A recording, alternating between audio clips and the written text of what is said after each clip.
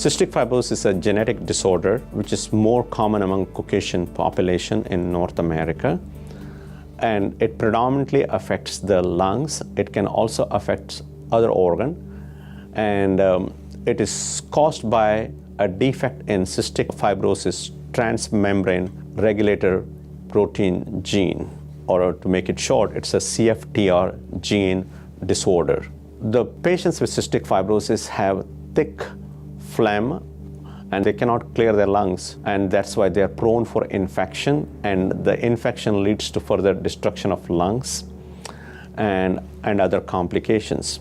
Cystic fibrosis patients also have problems with their pancreatic gland, and it affects their digestion of food, and that's why they need pancreatic enzymes to help with their digestion, and they also struggle in maintaining their body weight.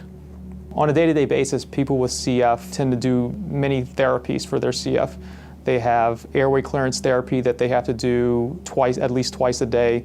Usually with a vest, they'll do 30 minutes of vest therapy twice a day. They have inhaled therapies that they have to do, including inhaled antibiotics. They also have multiple pills to take, specifically pancreatic enzymes, because many patients with CF have pancreatic insufficiency. Some patients with CF have severe malnutrition and so have a feeding tube and have to give tube feeds to themselves every night while they sleep. CF patients are typically restricted from actually being around each other, unfortunately. Because of the chronic infections that they have, they can easily transmit these infections to each other, and so they have to stand with, at least 6 feet away from each other. When we have CF functions, we can't have more than one CF person at a function at a time because of the risk of transmission of bacteria. Depending on their lung function, they may be restricted from doing certain physical activities, but we actually do recommend that they exercise because exercise has been shown to improve airway clearance in people with CF and can improve lung function. Our goal for treatment with CF is to reduce exacerbations, which are pulmonary flare-ups where they may be required to be in the hospital and receive IV antibiotics. Our goal is to also improve their lung function and preserve their lung function over time. There are about 30,000 patients with cystic fibrosis in the US, and they are being cared for at the centers accredited by Cystic Fibrosis Foundation.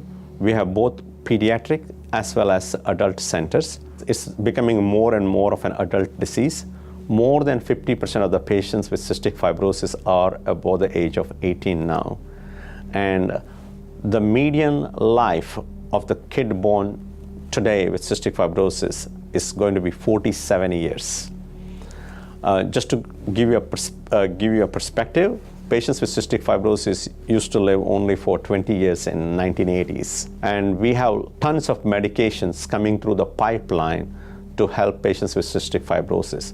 And some of these medications work specifically on cystic fibrosis gene.